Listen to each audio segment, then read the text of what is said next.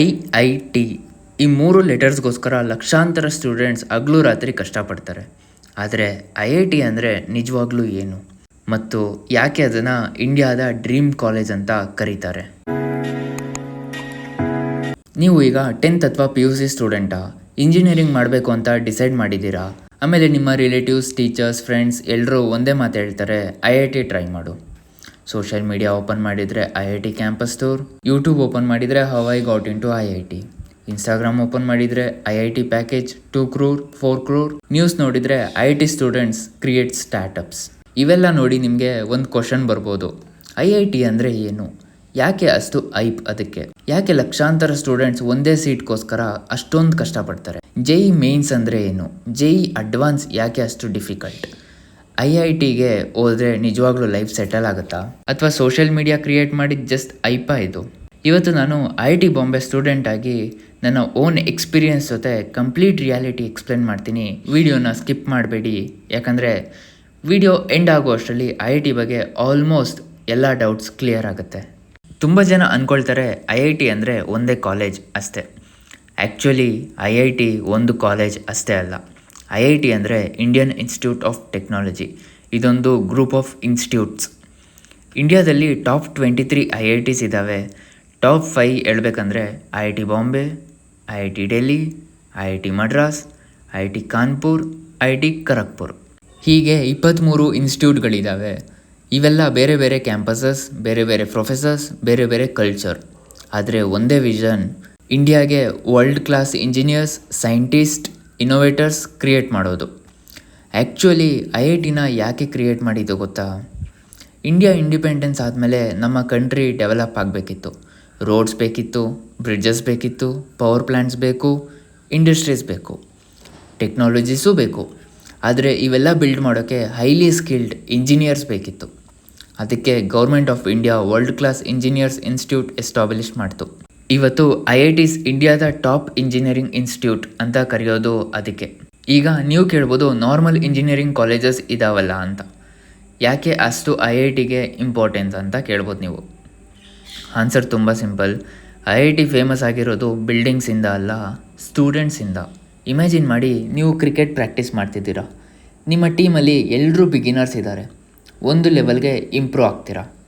ಆದರೆ ನಿಮ್ಮ ಟೀಮಲ್ಲಿ ವಿರಾಟ್ ಕೊಹ್ಲಿ ಅಂತ ಲೆವೆಲ್ ಪ್ಲೇಯರ್ಸ್ ಇದ್ದರೆ ಆಟೋಮೆಟಿಕ್ ನಿಮ್ಮ ಗೇಮ್ ಇಂಪ್ರೂವ್ ಆಗೇ ಆಗುತ್ತೆ. Same concept. IITಯಲ್ಲಿ ನಿಮ್ಮ ಸುತ್ತಮುತ್ತ ಇರುವ ತುಂಬ hard working students.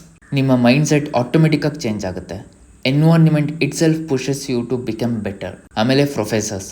IIT professors syllabus ಮುಗಿಸೋಕೆ ಮಾತ್ರ ಕ್ಲಾಸ್ಗೆ ಬರಲ್ಲ, ರಿಸರ್ಚ್ ಮಾಡ್ತಾರೆ, ಫಾರಿನ್ ಯೂನಿವರ್ಸಿಟೀಸ್ ಜೊತೆ ಕೊಲ್ಯಾಬ್ರೇಟ್ ಮಾಡ್ತಾರೆ, ನ್ಯೂ ಟೆಕ್ನಾಲಜೀಸ್ ಡೆವಲಪ್ ಮಾಡ್ತಾರೆ, ಇಂಡಸ್ಟ್ರಿ ಪ್ರಾಜೆಕ್ಟ್ಸ್ನ ಮಾಡ್ತಾರೆ.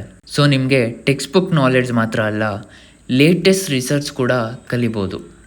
ಈಗ ನೀವು ಕೇಳ್ಬೋದು, IITಗೆ ಹೇಗೆ ಹೋಗೋದು ಅಂತ. ಸಪೋಸ್ ನೀವೀಗ 10th ಕಂಪ್ಲೀಟ್ ಮಾಡಿದ್ದೀರಾ. ನೆಕ್ಸ್ಟ್ ಏನು ಮಾಡಬೇಕು? ಫಸ್ಟ್ ಸೈನ್ಸ್ನ ಚೂಸ್ ಮಾಡಬೇಕು.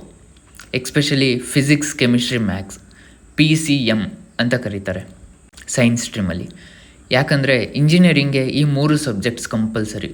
ಇಲ್ಲಿಂದ ನಿಮ್ಮ IIT ಜರ್ನಿ ಸ್ಟಾರ್ಟ್ ಆಗುತ್ತೆ. 11th ಸ್ಟಾರ್ಟ್ ಆದಮೇಲೆ ಒಂದು ಹೊಸ ವರ್ಡ್ ಕೇಳ್ತೀರಾ, JEE. ತುಂಬ ಸ್ಟೂಡೆಂಟ್ಸ್ ಥಿಂಕ್ ಮಾಡ್ತಾರೆ JEE ಅಂದರೆ ಒಂದೇ ಎಕ್ಸಾಮ್. ಆ್ಯಕ್ಚುಲಿ JEE ಅಂದರೆ 2 ಸ್ಟೇಜಸ್. First JEE mains. ಇದನ್ನು NTA ಕಂಡಕ್ಟ್ ಮಾಡುತ್ತೆ.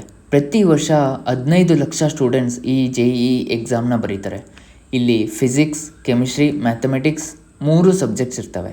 JEE ಮೇನ್ಸ್ ಬರೆದಾದ್ಮೇಲೆ ಅದರಿಂದ ಬಂದ ಸ್ಕೋರಿಂದ ನೀವು NIT ಕಾಲೇಜ್, IIIT ಕಾಲೇಜ್ ಮತ್ತು ಹಲವು ಟಾಪ್ ಗೌರ್ಮೆಂಟ್ ಕಾಲೇಜಸ್ಗೆ ಅಡ್ಮಿಷನ್ ಆಗ್ಬೋದು.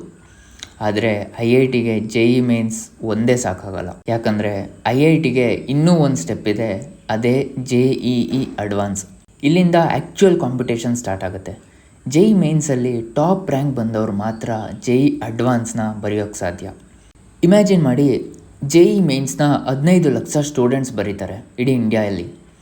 ಅದಾದಮೇಲೆ 2.5 ಲ್ಯಾಕ್ಸ್ ಮಾತ್ರ, ಹೆಚ್ಚು ಕಮ್ಮಿ ಅಷ್ಟು ಮಾತ್ರ ಸ್ಟೂಡೆಂಟ್ಸ್ JEE ಅಡ್ವಾನ್ಸ್ಗೆ ಕ್ವಾಲಿಫೈ ಆಗ್ತಾರೆ. JEE advance questions completely different.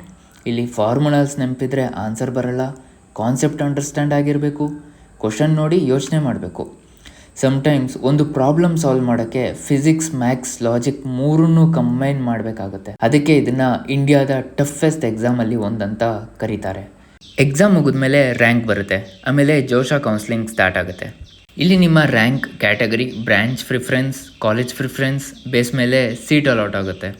Finally only around 17,000 to 18,000 ಸ್ಟೂಡೆಂಟ್ಸ್ಗೆ IIT ಸೀಟ್ ಸಿಗುತ್ತೆ. ಇಮ್ಯಾಜಿನ್ ಮಾಡಿ, 15 ಲಕ್ಷ ಸ್ಟೂಡೆಂಟ್ಸಿಂದ 2.5 ಲಕ್ಷ ಸ್ಟೂಡೆಂಟ್ಸ್. ಅಲ್ಲಿಂದ JEE ಅಡ್ವಾನ್ಸ್ ಬರೆದು IITಗೆ ಹೋಗೋರು ಕೇವಲ 17,000 ಸ್ಟೂಡೆಂಟ್ಸ್. ಅದಕ್ಕೆ IIT ಸೀಟ್ಗೆ ಇಷ್ಟು ವ್ಯಾಲ್ಯೂ.